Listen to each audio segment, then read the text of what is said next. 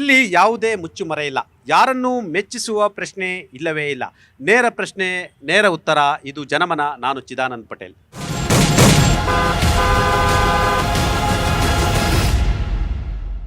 ಭಾರತದ ಅತಿದೊಡ್ಡ ಸ್ಪರ್ಧಾತ್ಮಕ ಪರೀಕ್ಷೆ ಅಂತ ಹೇಳಿದರೆ ಅದು ನೀಟ್.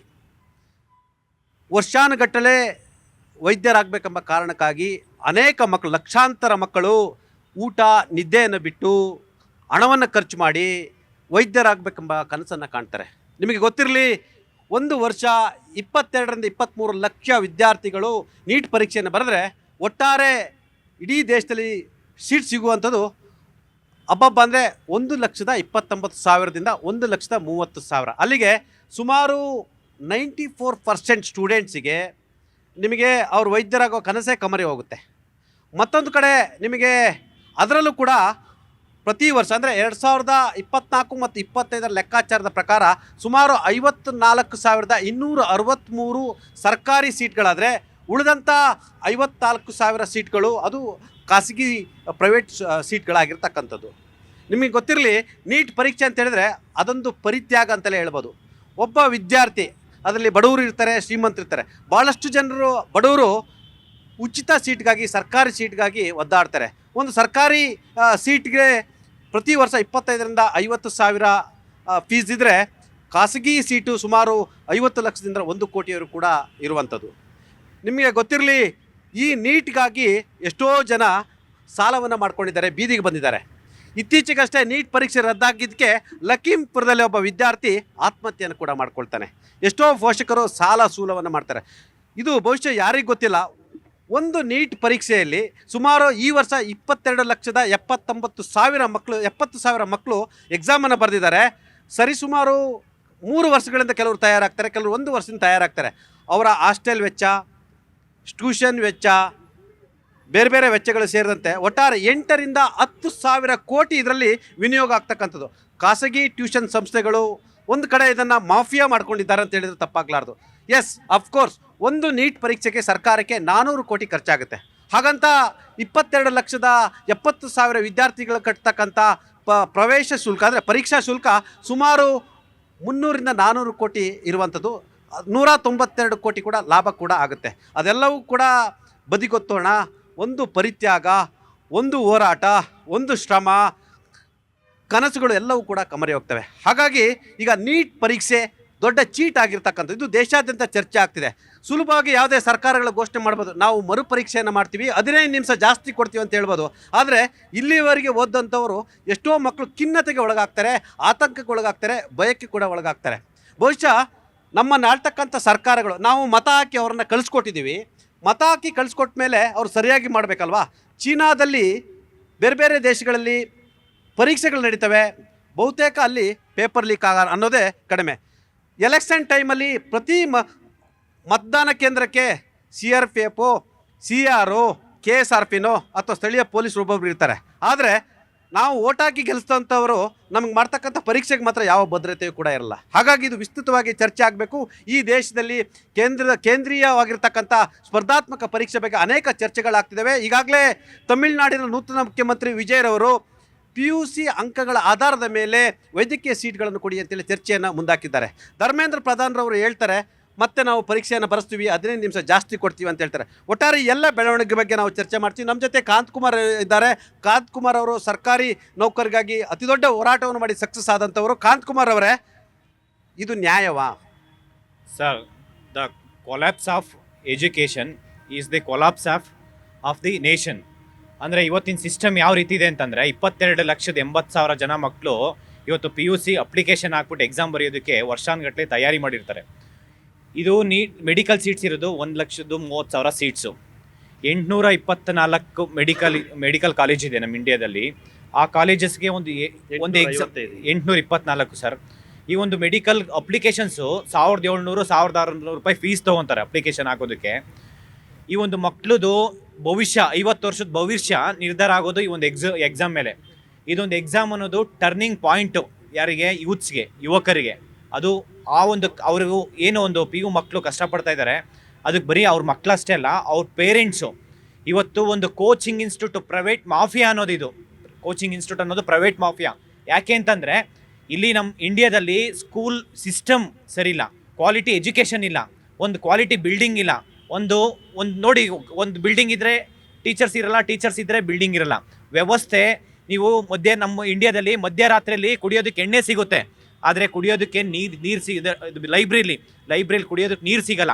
ಆ ವ್ಯವಸ್ಥೆಯಲ್ಲಿ ನಾವು ಬದುಕ್ತಾ ಇದ್ದೀವಿ. ಇವತ್ತು ಒಂದು ಸಿಸ್ಟಮ್ NT ಅನ್ನೋದು ನ್ಯಾಷನಲ್ ಟೆಸ್ಟಿಂಗ್ ಏಜೆನ್ಸಿ ಅನ್ನೋದು ಇವತ್ತು ನೆವರ್ ಟ್ರಸ್ಟ್ ಏಜೆನ್ಸಿ ಆಗಿದೆ, ಇವತ್ತು ನ್ಯಾಷನಲ್ ಟ್ರಾಮಾ ಏಜೆನ್ಸಿ ಆಗಿದೆ. ಇದು ಈ ಒಂದು ವಿಚಾರವಾಗಿ ಕೇಂದ್ರ ಸರ್ಕಾರ ಏನು ಇವತ್ತು NT ಅನ್ನೋದೊಂದು ಅಟಾನಮಸ್ ಬಾಡಿ, ಅದು ಇಂಡಿಪೆಂಡೆಂಟ್ ಏಜೆನ್ಸಿ ಆದರೂ ಕೂಡ ಅದರಲ್ಲಿ ರೆಕ್ರೂಟ್ಮೆಂಟ್ ಮಾಡೋ ಅಂಥ ಪ್ರತಿ ಒಬ್ಬರೂ ಸೆಂಟ್ರಲ್ ಗೌರ್ಮೆಂಟ್ ಆಗಿರುತ್ತೆ.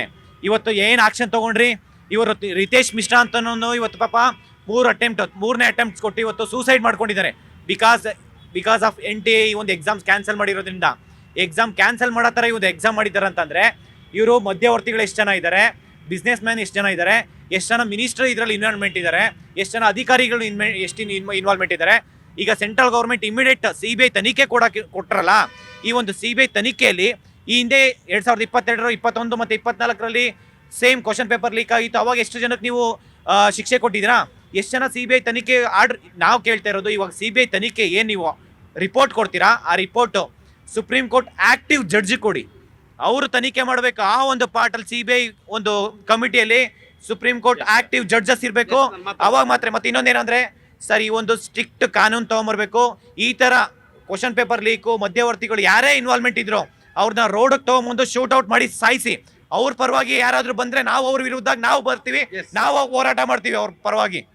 ಇದನ್ನ ಕೇಂದ್ರ ಸರ್ಕಾರ ಆಗಿರ್ಬೋದು, ರಾಜ್ಯ ಸರ್ಕಾರ ಆಗಿರ್ಬೋದು, ಬರೀ ನಿಮ್ಮ ಎಲೆಕ್ಷನ್ಗಲ್ಲ, ಇದು ಮಕ್ಕಳ ಭವಿಷ್ಯ ಇದೆ. ಒಂದ್ಸತಿ ಎಕ್ಸಾಮ್ ಬರ್ದವ್ರು ಇನ್ನೊಂದ್ಸತಿ ಎಕ್ಸಾಮ್ ಪಾಸ್ ಆಗ್ತೀನಿ ಅನ್ನೋ ನಾವು ನಂಬಿಕೆ ಇರಲ್ಲ, ಆ ಒಂದು ಪೇಷನ್ಸ್ ಇರಲ್ಲ.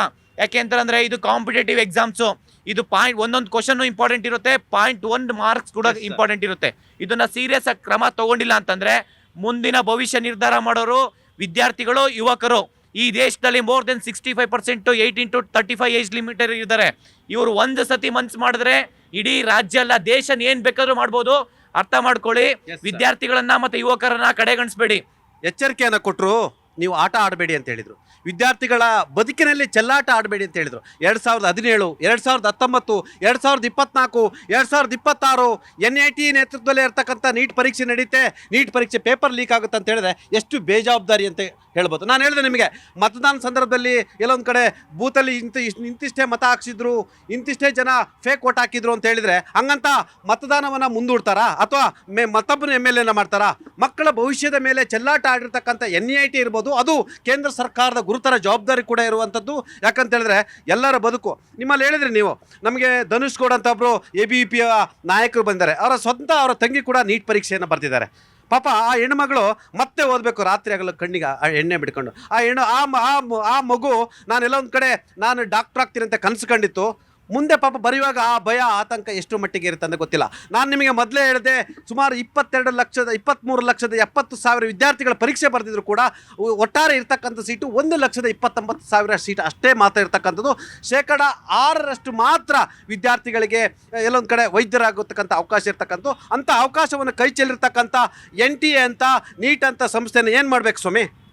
ಇವತ್ತು ಎಲ್ರಿಗೂ ಗೊತ್ತಿರೋ ಹಾಗೆ ಮೇ 3ನೇ ತಾರೀಕು ದೇಶಾದ್ಯಂತ ಒಂದು ನೀಟ್ ಎಕ್ಸಾಮ್ ನಡೆಯುತ್ತೆ. ಅದನ್ನು ಕಂಡಕ್ಟ್ ಮಾಡುವಂಥ ಒಂದು ಹೊಣೆಗಾರಿಕೆ ಯಾರಿಗೆ ಕೇಂದ್ರ ಸರ್ಕಾರ ಒಪ್ಪಿಸಿರುತ್ತೆ ಅಂದರೆ NTA, ನ್ಯಾಷನಲ್ ಟೆಸ್ಟಿಂಗ್ ಏಜೆನ್ಸಿಗೆ. ನ್ಯಾಷನಲ್ ಟೆಸ್ಟಿಂಗ್ ಏಜೆನ್ಸಿ ಯಾವತ್ತಿಂದ ಅದು ಎಕ್ಸಾಮ್ನ ಕಂಡಕ್ಟ್ ಮಾಡೋದಕ್ಕೆ ಶುರು ಮಾಡ್ತು ಅಂದರೆ ಸುಮಾರು 2021ರಿಂದ ಅವರಿಗೆ ಅಧಿಕಾರ ಕೊಟ್ಟರು.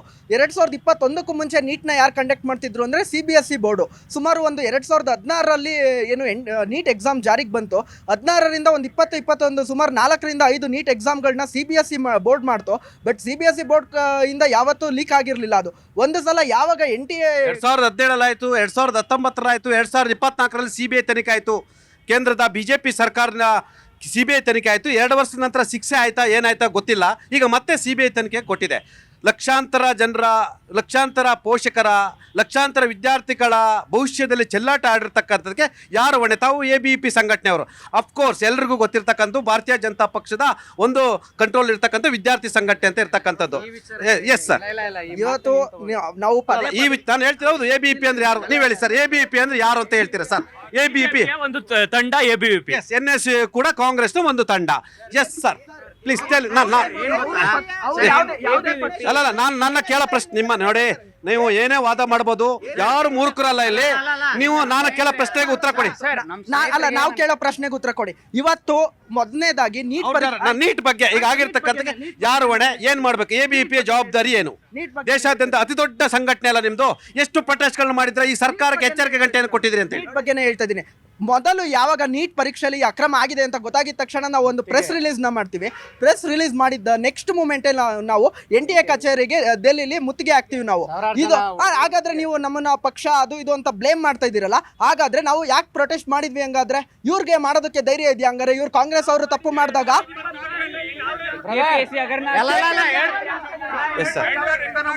ಸರ್ ಒಂದು ಟೀಮ್ ಮಾರೋರ್ಗೆ ದೇಶ ಕೊಟ್ರೆ ಎಜುಕೇಶನ್ ಮಾಡ್ತಾರೆ, ರೈಲು ಮಾಡ್ತಾರೆ, ಎಲ್ಲ ಸಂಸ್ಥೆಗಳನ್ನೂ ಮಾರ್ಕೊಂಡು ಹೋಯ್ತಾರೆ. ಅಟ್ ದ ಸೇಮ್ ಟೈಮು ಈ RSS ಏಜೆಂಟ್ಸ್ಗಳು ಏನ್ ಮಾಡ್ತಾವ್ರೆ, ಬರೀ ದುಡ್ಡಿರೋರ್ಗೆ ಮಾತ್ರನೇ ಇದು ಏನು ಎಜುಕೇಶನ್ ಅವೈಲಬಿಲಿಟಿ ಇರಬೇಕು. ಕೋವಿಡ್ ಅಲ್ಲಿ ಎಷ್ಟು ಜನ ಸತ್ರು ಸರ್, ಎಷ್ಟು ಡಾಕ್ಟರ್ ಎಲ್ಲ ಬೇಡ. ನೀಟ್ ಬಗ್ಗೆ ನಾವು ಮಾತಾಡ್ತಿದೀವಿ. ನೀಟ್ ಬಗ್ಗೆ ಮಾತಾಡಬೇಕು ಅಂತ ಅಂದ್ರೆ ನಾನೇನಂತ ಇದೀನಿ, 22 ಲಕ್ಷ ಜನ ಸ್ಟೂಡೆಂಟ್ಸ್ ಎಕ್ಸಾಮ್ ಬರ್ದವ್ರೆ ಸರ್. 22 ಲಕ್ಷ ಜನ ಅಂದ್ರೆ 23 ಲಕ್ಷ ಸ್ಟೂಡೆಂಟ್ಸ್. ಹಾ ಸರ್, 23 ಲಕ್ಷ ಸ್ಟೂಡೆಂಟ್ಸ್ ಅಪಿಯರ್ ಮಾಡಿ 96% ಏನು ರೀಚ್ ಆಯ್ತು ಏನು ಎಕ್ಸಾಮ್ ಸೆಂಟರ್ಗೆ. ಆ ಎಕ್ಸಾಮ್ ಸೆಂಟರ್ ಎಕ್ಸಾಮಿಗೆ ಬರಕ್ ಮುಂಚೆ ಏನು ಎಕ್ಸಾಮ್ ಕ್ಯಾನ್ಸಲ್ ಆಗೈತೆ ಅಂತ ಅಂದಮೇಲೆ ಎಷ್ಟೊಂದು ಜನ ಹಳ್ಳಿಗಳ ಕಡೆಯಿಂದ ಎಲ್ಲ ಹೋಗ್ಬೇಕು ಅಂತ ಎಲ್ಲ ಅನ್ಕೊಂತಾರೆ. ರೈತರ ಮಕ್ಕಳು, ಇವಾಗ ನಾವೇ ಆಗಲಿ, ಇವಾಗ ನಾನು ದೊಡ್ಡಬಳ್ಳಾಪುರಕ್ಕೆ ಹೋಗಿ ಎಕ್ಸಾಮ್ ಬರ್ದೆ, ನಾನು ನೀಟ್ ಬರ್ದಿದ್ದೆ. ಹಿಂಗೆಲ್ಲ ಆಗಿರೋದ್ರಿಂದ ಇವಾಗ ಏನು ಇದು ಕೊಡೋಣ ಅಂತ ಇದ್ದಾರೆ ಸರ್ ಮೆಸೇಜು ಗೌರ್ಮೆಂಟ್? ADS ಇಂದ ಬಂದಿದ್ದಾರೆ. ಇದಕ್ಕೆಲ್ಲ ಯಾರು ಹೊಣೆ ಮೇಡಮ್? ಸರ್ ಇದಕ್ಕೆ ವ್ಯವಸ್ಥೆ ಸರ್, ಯಾವ ಒಂದು ಪಕ್ಷ ಅಲ್ಲ. ರಾದರು ನೀಟನ್ನ ಇಂಟ್ರೊಡ್ಯೂಸ್ ಮಾಡಿದ್ದೇನೆ ಕಾಂಗ್ರೆಸ್ ಗೌರ್ಮೆಂಟ್ ಇದ್ದಾಗ, ಮನಮೋಹನ್ ಸಿಂಗ್ ಅವ್ರು ಇದ್ದಾಗ. ಅದಾದ್ಮೇಲೆ ಅಪೋಸಿಷನ್ ಬಂತು ಅಂತ ಹೇಳಿ ವಾಪಸ್ ತಗೊಂಡ್ರು. ಅದಾದ್ಮೇಲೆ ಮತ್ತೆ BJP ಗೌರ್ಮೆಂಟ್ ಬಂದಾಗ ತಗೊಂಬಂದ್ರು ಸರ್.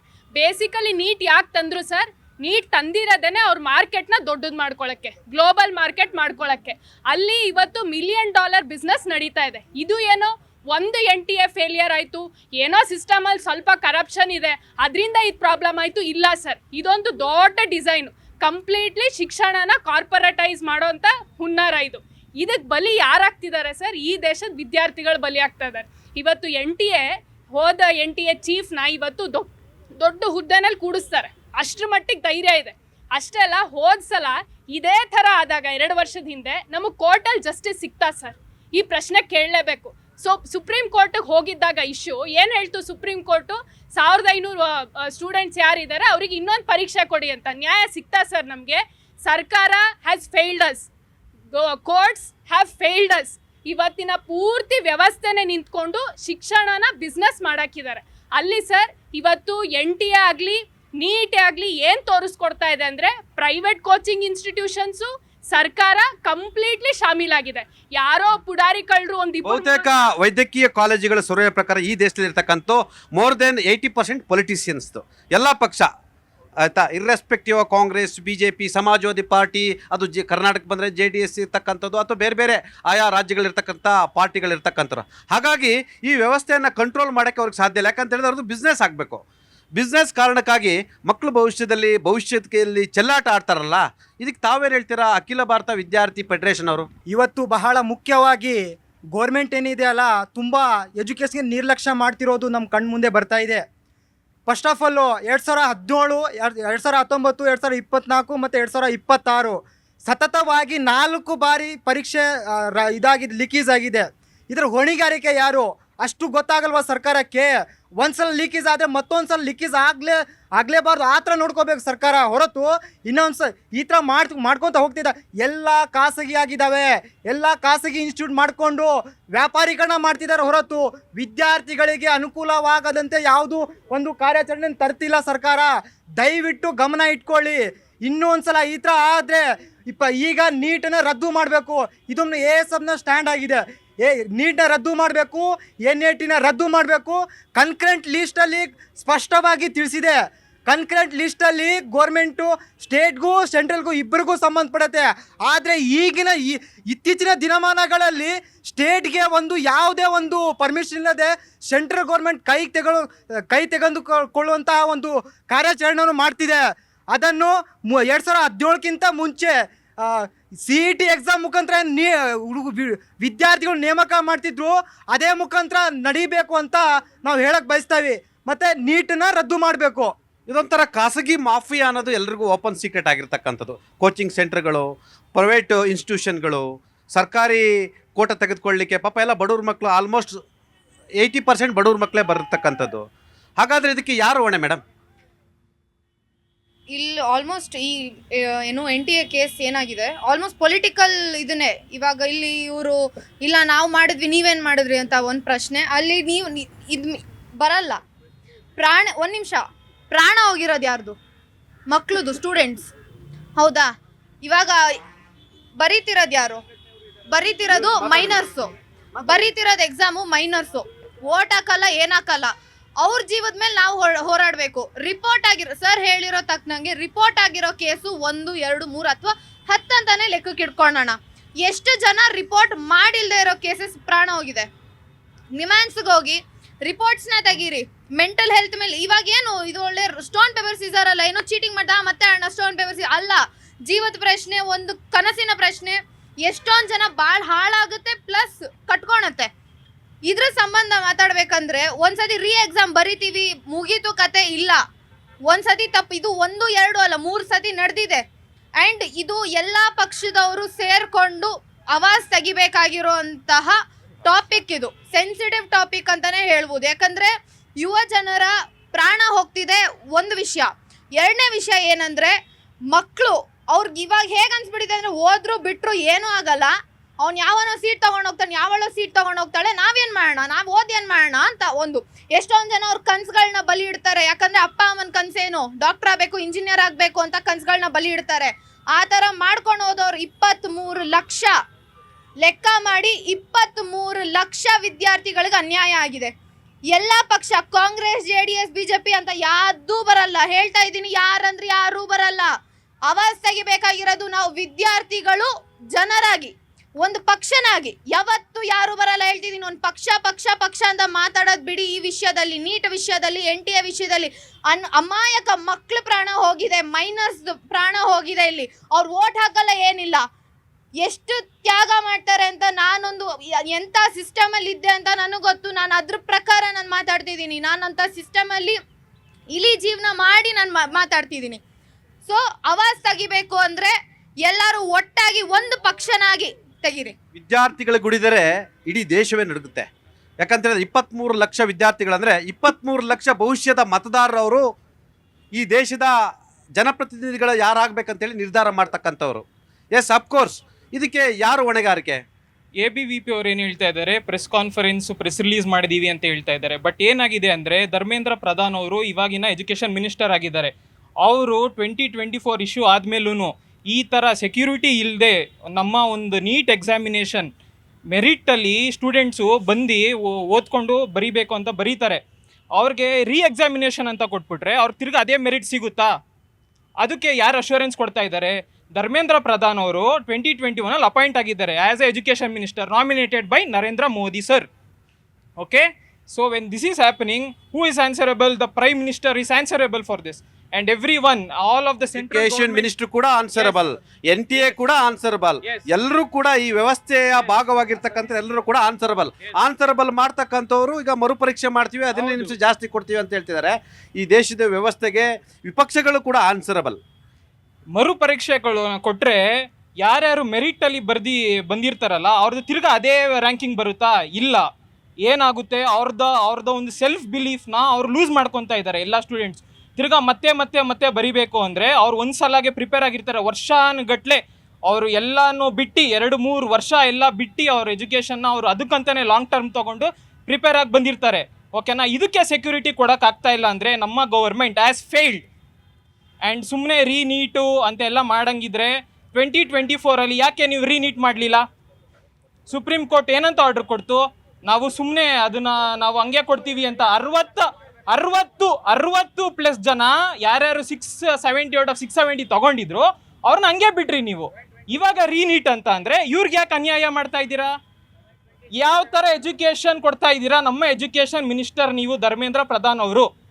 ನೀವು ಹೇಳಿ, ಈ ಥರ ನೀವೊಂದು ಇಂಡಿಯಾಸ್ ಬಿಗ್ಗೆಸ್ಟ್ ನೀಟ್ ಎಕ್ಸಾಮಿನೇಷನ್ನ ನೀವು ಒಂದು ಸೆಕ್ಯೂರಿಟಿ ಕೊಟ್ಟಿಲ್ಲದೆ ಮಾಡ್ತಾ ಇದ್ದೀರಾ ನಮ್ಮ ಒಂದು ದೇಶದಲ್ಲಿ ಅಂತ ಅಂದರೆ ನೀವು ಯಾವ ಲೆವೆಲ್ಗೆ ನೀವು ಒಂದು ಎಜುಕೇಷನ್ನ ತೊಗೊಂಡೋಗ್ತಾ ಇದ್ದೀರಾ ಅಂದರೆ this has become a business ಅಷ್ಟೇ. ಸಾವಿರಾರು ಬಿಸ್ನೆಸ್ ಮಾಡಕ್ಕೆ ನಿಮ್ಮ ಪಾರ್ಟಿಯವರು ಇದ್ದಾರೆ, ಅವ್ರ ಪಾರ್ಟಿಯವರು ಇದ್ದಾರೆ. ಕರ್ನಾಟಕದಲ್ಲಿ ನಿಮ್ಮ ಪಾರ್ಟಿಯವ್ರದ್ದು ಎಷ್ಟು ಜನ ಮೆಡಿಕಲ್ ಕಾಲೇಜ್ಗಳಿಲ್ವಾ? ಇದು ದೇಶದ ಅತಿ ದೊಡ್ಡ ಸ್ಕ್ಯಾಮ್, ದೇಶದ ಅತಿ ದೊಡ್ಡ ಚೀಟಿಂಗ್.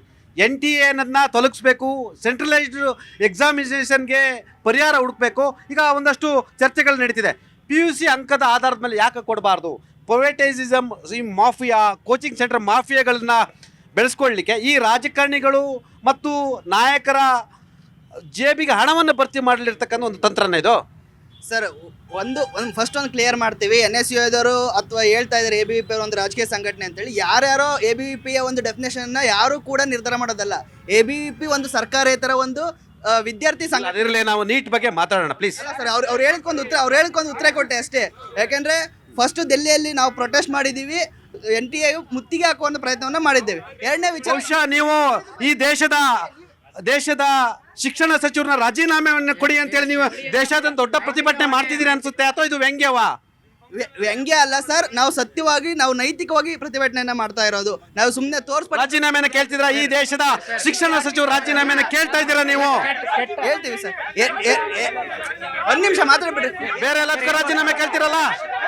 ಎರಡನೇ ವಿಷಯ ಹೇಳೋದು ಅಂದ್ರೆ, ನೀವು ಕೇಳಿದ ಪ್ರಶ್ನೆಗೆ ಏನು PUC ಆಧಾರದ ಮೇಲೆ PUC ಆಧಾರದ ಮೇಲೆ ನೀವು ಸೀಟನ್ನ ಕೊಡಬೇಕು ಅಂತ ನೀವು ಹೇಳ್ತಿದ್ದೀರಾ. ಆದ್ರೆ ಇಡೀ ದೇಶದಲ್ಲಿ ವಿದ್ಯಾರ್ಥಿಗಳು ಎಲ್ಲಾ ಭಾಗದಿಂದಲೂ ಬರ್ತಾರೆ. ಅದು ಗ್ರಾಮೀಣ ಭಾಗದಿಂದ ಬರ್ತಾರೆ, ಸಿಟಿ ಭಾಗದಿಂದ ಬರ್ತಾರೆ. ಸಿಟಿ ಭಾಗದಿಂದ ಬರುವಂತ ಎಜುಕೇಶನ್ ಹೊಂದಿರುವಂಥ ವಿದ್ಯಾರ್ಥಿಗಳೇ ಬೇರೆ, ಗ್ರಾಮೀಣ ಪ್ರದೇಶದಿಂದ ಬರುವಂಥ ವಿದ್ಯಾರ್ಥಿಗಳು ಬೇರೆ. So education level is totally different city to rural ಹೋಲ್ಸ್ಕೊಂಡ್ರೆ. ಹಾಗಾಗಿ PUC ಆಧಾರದ ಮೇಲೆ ಕೊಡೋಕೆ ಹೋದ್ರೆ ಗ್ರಾಮೀಣ ಮಕ್ಕಳಿಗೆ ಟೋಟಲಿ ಒಂದು ನಷ್ಟ ಆಗ್ತದೆ. ಹಾಗಾಗಿ ಗೌರ್ಮೆಂಟ್ ಏನ್ ಮಾಡಿದ್ರೆ NTA ಒಂದು ಏಜೆನ್ಸಿ ತಂದು ಆ ಮೂಲಕ ಪರೀಕ್ಷೆ ನಡೆಸ್ತಾ ಇದೆ. 2024 ಸ್ಕ್ಯಾಮ್ ಆಯ್ತು, CBI ತನಿಖೆ ಆಯ್ತು. ಆದ್ರೂ ಕೂಡ ಸರ್ಕಾರದ ಜವಾಬ್ದಾರಿ ಸರ್. ನೀವು ಒಂದು ತಿಳ್ಕೊಬೇಡಿ, NTA ಮಾಡಿದ್ವಿ ಅಂತ ಅನ್ನಂಗಲ್ಲ. ಇದು under by government of India, ಸರ್ಕಾರದ ಜವಾಬ್ದಾರಿ ಸರ್. ನೀವು ಅನ್ಕೋಬಹುದು, ನೀವೇನೋ ಅನ್ಕೋಬಹುದು, ಆದ್ರೆ ನಿಮ್ಮನೆ ಮಕ್ಕಳು, ನಮ್ಮನೆ ಮಕ್ಕಳು, ಅವ್ರ ಮನೆ ಮಕ್ಕಳು ಭವಿಷ್ಯ ಸ್ವಾಮಿ. ಇದು 22 ಲಕ್ಷ ಮಕ್ಕಳ ಭವಿಷ್ಯ ಸ್ವಾಮಿ. ಯಾಕೋತ ಇದಕ್ಕೆ ಆನ್ಸರಬಲ್ ಯಾರು ಹೇಳಿ? ಹಂಗಾದ್ರೆ 23 ಲಕ್ಷ. ಅದೇ ಇವಾಗ ನೀವು ಪ್ರಾಮಾಣಿಕವಾಗಿ ಮಾತಾಡಿ. ನೀವು ಒಬ್ಬ ಸ್ಟೂಡೆಂಟ್ ಆಗಿ ಮಾತಾಡಿ. ನಾನು ನಿಮ್ಮನ್ನ ABVP ಕೇಳ್ತಿಲ್ಲ, ನೀವು ಒಬ್ಬ ಪ್ರಾಮಾಣಿಕ ವಿದ್ಯಾರ್ಥಿಯಾಗಿ ಕೇಳ್ತಾ ಇದ್ದೀನಿ. ನೀಟ್ ಎಕ್ಸಾಮ್ ಬರ್ತಿದ್ಲು, ಕೀ ಆನ್ಸರ್ಸ್ ಅಲ್ಲಿ 645 ಮಾರ್ಕ್ಸ್ ತೆಗಿತಿದ್ಲು ಈ ನೀಟ್ ಎಕ್ಸಾಮ್ ಸೆಕೆಂಡ್ PUC ಲಿ. ಆಯ್ತಾ? ಇವಾಗ NTA ನಾವು ನೋಡ್ಬೋದು. NTA ಯಾರ್ದಪ್ಪ ಅಂತಂದ್ರೆ ಕೇಂದ್ರ ಸರ್ಕಾರದ್ದು. ಅದಕ್ಕೆ ಡೈರೆಕ್ಟರೇಟ್ ಆಫ್ ಜನರಲ್ ಅಂತೇಳಿ ಅಭಿಷೇಕ್ ಅನ್ನೋರನ್ನ ನೇಮಕ ಮಾಡಿದೆ. ಅವರೊಬ್ಬರು ಒಳ್ಳೆ ಏನು ಆಡಳಿತ ಮಾಡಿದಂಥ ಒಬ್ಬ UPSC ಅಧಿಕಾರಿ. NTA ಏನು ಮಾಡುತ್ತಪ್ಪ ಅಂತಂತಂದರೆ ಎಕ್ಸಾಮನ್ನು ಕ್ಲಿಯರಾಗಿ ಕಂಡಕ್ಟ್ ಮಾಡಿ ರಿಸಲ್ಟ್ಸ್ ಏನಿದೆ ಅದನ್ನು ಕೊಡೋವಂಥದ್ದು. ಇದನ್ನೆಲ್ಲ ಕೋಆರ್ಡಿನೇಟ್ ಮಾಡಿಕೊಂಡು ಮ್ಯಾನೇಜ್ ಮಾಡಬೇಕಾಗಿದ್ದು ಅವರು ಹೇಳಿದ್ರು, ಪ್ರಧಾನಮಂತ್ರಿಗಳವರು ಇದಕ್ಕೆ ನೇರವಾಣೆ ಅಂತ. ಪ್ರಧಾನಮಂತ್ರಿಗಳು is a running man of government. ಇದನ್ನು ನೋಡಬೇಕಾದವರು ಯಾರಂದರೆ ನಮ್ಮ ಶಿಕ್ಷಣ ಸಚಿವರು ಧರ್ಮೇಂದ್ರ ಪ್ರಧಾನ್ ಅವರು. ನಾವು ನೋಡ್ಬೋದು, ಮೊನ್ನೆ ಧರ್ಮೇಂದ್ರ ಪ್ರಧಾನ್ ಅವ್ರಿಗೆ ಫಸ್ಟ್ ರಿಯಾಕ್ಷನ್ ಕೇಳಿದರೆ ಅವಯ್ಯ ಏನೂ ಹೇಳಿಲ್ಲ. ಇದೇನಪ್ಪ ಅಂತಂತಂದರೆ ಅತಿ ಒಂದು ಕೆಟ್ಟವಾದಂಥ ಪರಿಸ್ಥಿತಿ. ಇವಾಗ ನಾವು ನೋಡ್ತಿರ್ಬೋದು, ಭಾರತ ದೇಶ ಸ್ವತಂತ್ರ ಸಿಕ್ಕು 77 ವರ್ಷ ಆದಮೇಲೆ ಸುವರ್ಣ ಯುಗಗಳ ನಿಟ್ಟಿನಲ್ಲಿ ಹೆಜ್ಜೆ ಆಗ್ತಿದೆ. ಅಂಥದ್ರದಲ್ಲಿ ಪ್ರಪಂಚದಲ್ಲಿ ನಾವು ಎಲ್ಲ ರೀತಿಯಲ್ಲೂ ಮುಂದೆ ಹೋಗ್ತಿದ್ದೀವಿ. ಎಲ್ಲ ರೀತಿ ಹೋರಾಟಗಳು, ವಾರ್ಗಳು ನಡೆದ್ರೂ ಕೂಡ ಎಲ್ಲದರದಲ್ಲೂ ನಾವು ಮುಂದೆ ಇದೀವಿ. ಬಟ್ ಶಿಕ್ಷಣಕ್ಕೆ ಬರೋದಾದರೆ ಡಾಕ್ಟರ್ APJ ಅಬ್ದುಲ್ ಕಲಾಂ ಅವರು ಒಂದು ಮಾತು ಹೇಳ್ತಾರೆ, ದಯಮಾಡಿ ಎಲ್ಲರೂ ಕೇಳಿಸ್ಕೋಬೇಕು. ಈ ದೇಶದ ಕರಪ್ಷನ್ ಸ್ಟಾರ್ಟ್ ಆಗೋದು ಎಲ್ಲಿಪ್ಪ ಅಂತಂತಂದರೆ ಸ್ಕೂಲಿನ ಬೆಂಚ್ಗಳಲ್ಲಿ. ಅಂದರೆ ನಾವು ನೋಡ್ಬೋದು, ಇವಾಗ ಯಾವುದೇ ಸಂಘಟನೆ ಆಗಿರಲಿ, NSU ಆಗಿರಲಿ, ಇಲ್ಲಿ ಅಖಿಲ ಭಾರತೀಯ ಕರ್ನಾಟಕ ಸ್ಟೂಡೆಂಟ್ ಆರ್ಗನೈಸೇಷನ್ ಆಗಿರ್ಬೋದು, AISD ಅವರಾಗಿರ್ಬೋದು, ABVP ಅವರಾಗಿರ್ಬೋದು, ಪೊಲಿಟಿಕಲ್ ಪಾರ್ಟೀಸ್ ಆಗಿರ್ಬೋದು, ಎಲ್ಲರೂ ಏನು ಹೇಳ್ತಾರೆ, ಮೊದಲಿಗೆ ಭ್ರಷ್ಟತನ ನಿರ್ಮೂಲನೆ ನಮ್ಮ ಕೆಲಸ. ನೀವು ನೀಟ್ ಬಗ್ಗೆ ಮಾತಾಡಿ. ಎಸ್, ಅಬ್ದುಲ್ ಕಲಾಂ ಅವರಿಗೆ ದೇಶದ ಬಗ್ಗೆ ವಿಶಾಲವಾದ ಮನೋಭಾವ. ಇವಾಗ ಆಗ್ಲೇ ಒಂದು ಯಾರೋ ಇದನ್ನ ಹೇಳಿದ್ರು, ಪ್ರತಿಷ್ಠಿತ ಒಬ್ಬ ರಾಜಕಾರಣಿ, ಅವ್ರ ತಂದೆ ಕೂಡ ರಾಜಕಾರಣಿ, ಅವರು ನಮ್ಮ ರಾಜ್ಯದ ಸಚಿವರು, ತಮ್ಮ ಕಾಲೇಜ್ಗಳಲ್ಲಿ ಓಪನ್ ಆಗಿ ಎಕ್ಸಾಮ್ಗೆ ಕಾಪಿ ಹೊಡಿಸ್ತಾರೆ, ಮೀಡಿಯಾದಲ್ಲಿ ಎಲ್ಲ ಬರುತ್ತೆ. ನೀಟ್ ಬಗ್ಗೆ ಮಾತಾಡಿ ಸರ್, ನೀವು ಡೈವರ್ಟ್ ಮಾಡಕ್ ಹೋಗಬೇಡಿ ಇಶ್ಯೂನ, ಆಯ್ತಾ? ಎಸ್ ಸರ್, ಇದಕ್ಕೆ ಪರಿಹಾರ ಏನು ಸರ್? ಈಗ ಅಖಿಲ ಭಾರತ ವಿದ್ಯಾರ್ಥಿ ಪರಿಷತ್ ವತಿಯಿಂದ ಇದೊಂದು ಆಗಿರೋದೊಂದು ಸ್ಕ್ಯಾಮ್ ಆಗಿದೆ. ಅದನ್ನ ನಾವೆಲ್ಲರೂ ಒಪ್ಲೇಬೇಕು. ಯಾಕಂದ್ರೆ ಒಂದು ವಿದ್ಯಾರ್ಥಿ ಜೀವನ ಹಾಳಾಗಿದೆ. 2-3 ವರ್ಷಗಳ ಅವರು ವಿದ್ಯಾರ್ಥಿಗಳು ಪ್ರತಿಶ್ರಮ ಹಾಕಿ ಓದಿರ್ತಾರೆ. ಇದು ನಷ್ಟ ಆಗಿದೆ, ವಿದ್ಯಾರ್ಥಿ ಸಮೂಹಕ್ಕೆ ನಷ್ಟ ಆಗಿದೆ ಹೊರತು ಯಾವುದೇ ರಾಜಕಾರಣಿ ಕುಟುಂಬಕ್ಕಾಗಲಿ ರಾಜಕಾರಣಿ ಮಕ್ಕಳಿಗಾಗಿ ಅದು ಅನ್ಯಾಯವಾಗಿಲ್ಲ. ಅವ್ರು ಎಷ್ಟೇ ಕೋಟಿಗಟ್ಟಲೆ ಇರ್ತೈತೆ ಅವ್ರ ಕಡೆ ದುಡ್ಡು, ಗೌರ್ಮೆಂಟ್ ಪ್ರೈವೇಟ್ ಸೀಟ್ ತಗೊಂತಾರೆ, ಆದರೆ ಅನ್ಯಾಯ ಆಗಿರ್ತಿರೋದು ಬಡವರ ಮಕ್ಕಳಿಗೆ. ಅದನ್ನ ಬಿಟ್ಟಾಗಿ ಈ ರಾಜಕೀಯ ನಾವು ಇದನ್ನ ಮಾಡೋ ಬದಲಿ ಇದು ಸ್ಪಷ್ಟವಾಗಿ ಅಖಿಲ ಭಾರತ ವಿದ್ಯಾರ್ಥಿ ಪರಿಷತ್ ಕೂಡ ಅದನ್ನೇ ಹೇಳಿದೆ, ಧರ್ಮೇಂದ್ರ ಪ್ರಸಾದ್ ಅವರು ರಾಜೀನಾಮೆ ಕೊಡಬೇಕು ಅಂತಾನೆ ಹೇಳಿದೆ. ಅದನ್ನ ಹೊರತು ನಾವು ಧರ್ಮೇಂದ್ರ ಪ್ರಸಾದ್ ಅವ್ರ ಪರ ಮಾತಾಡಿಲ್ಲ. ಎಸ್ ಮೇಡಮ್, ಪರಿಹಾರ ಏನು ಸರ್ ಇದಕ್ಕೆ? ಸರ್ ನೋಡಿ ಸರ್, ಅವಾಗಿಂದ ನನಗೆ ಭಾಳ ಬೇಸರ ಆಗೋದೇನಂತ ಹೇಳಿದ್ರೆ ಸರ್, ಆ ಪಕ್ಷ ಈ ಪಕ್ಷ ಅಂತ ಮಾತಾಡ್ತಿದ್ದೀವಿ. ಕಳೆದ 10 ವರ್ಷದಲ್ಲಿ 1 ಲಕ್ಷ ವಿದ್ಯಾರ್ಥಿಗಳು ಆತ್ಮಹತ್ಯೆ ಮಾಡ್ಕೊಂಡಿದ್ದಾರೆ. ಆಮೇಲೆ ಇಡೀ ದೇಶದಲ್ಲಿ ನಮಗೆ ಗೊತ್ತು, ಕೋಟಾ ಅಂತ ಹೇಳಿದ್ರೆ ಸೂಸೈಡ್ ಸೆಂಟರ್ ಆಗೋಗಿದೆ. ಅಲ್ಲಿ ನಾವು AIDS ಅಂತ ಹೇಳೋದು ಎಂಟೈರ್ ಈ ನ್ಯಾಷನಲ್ ಟೆಸ್ಟಿಂಗ್ ಏಜೆನ್ಸಿಯಿಂದ ಏನು ಲಾಸ್ಟ್ 10 ವರ್ಷದಲ್ಲಿ ಎಕ್ಸಾಮ್ಸ್ ಆಗಿದೆ, 70-80 ಪೇಪರ್ಗಳು ಲೀಕ್ ಆಗಿದೆ, 70-80 ಎಕ್ಸಾಮಿನೇಷನ್ ಪ್ಯಾಟರ್ನ್ಗಳು ಲೀಕ್ ಆಗಿದೆ. ಅದರಿಂದಾಗಿ ಲಕ್ಷಾಂತರ ಜನ ವಿದ್ಯಾರ್ಥಿಗಳು ಸಂತ್ರಸ್ತರಾಗಿದ್ದಾರೆ, ನೋವನ್ನು ಅನುಭವಿಸ್ತಾ ಇದ್ದಾರೆ, ಪೋಷಕರು ನೋವಲ್ಲಿದ್ದಾರೆ. ಇವತ್ತು ನಾವು ಅವ್ರಗಳ ಜೊತೆಗೆ ನಿಂತ್ಕೋಬೇಕು. ಅಷ್ಟೇ ಅಲ್ಲ, ಆಸ್ ಎ ಸಿಸ್ಟಮ್ ನಾವೆಲ್ಲರೂ ಕೂಡ ಫೇಲ್ಯೂರ್ ಆಗಿದ್ದೀವಿ.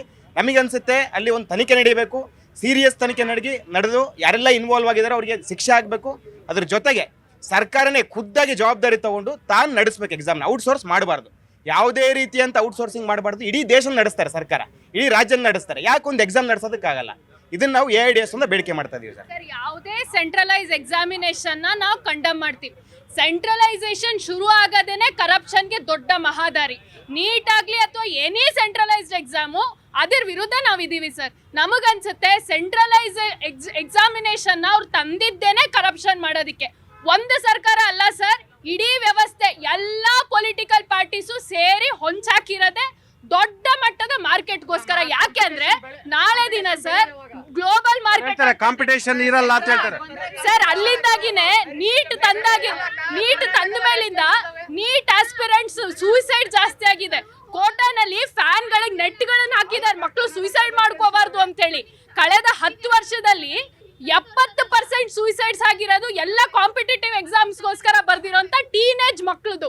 ಈಗ ಈ ಟೀನೇಜ್ ಮಕ್ಕಳ ಹತ್ಯೆ ನಡೀತಾ ಇದೆಯಲ್ಲ ನೀಟ್ ಹೆಸರಿನಲ್ಲಿ, ಸೆಂಟ್ರಲೈಸ್ಡ್ ಎಕ್ಸಾಮ್ ಹೆಸರಲ್ಲಿ, ಕೋಚಿಂಗ್ ಸೆಂಟರ್ಗಳ ದಂಧೆನಲ್ಲಿ, ಈ ದಂಧೆಗೆ ಯಾರು ಹೊಣೆಗಾರರು ಸರ್? ಇದ್ರಲ್ಲಿ ಯಾರು ಹೊಣೆಗಾರರು ಬ್ರದರ್? ಏನು ಹೇಳ್ತಾ ಇದ್ರಿ, ಯಾರು ಹೊಣೆಗಾರರು? ಸರ್ ಅದೇ ಇವಾಗ ಅಕ್ಕ ಅವ್ರು ಹೇಳಿದ್ರು ಸೆಂಟ್ರಲ್ ಎಕ್ಸಾಮ್ಸ್ ಇದನ್ನ ಮಾಡಬಾರ್ದು, ಕರಪ್ಷನಿಗೆ ಇದಾಗುತ್ತೆ ಅಂತ ಹೇಳಿ.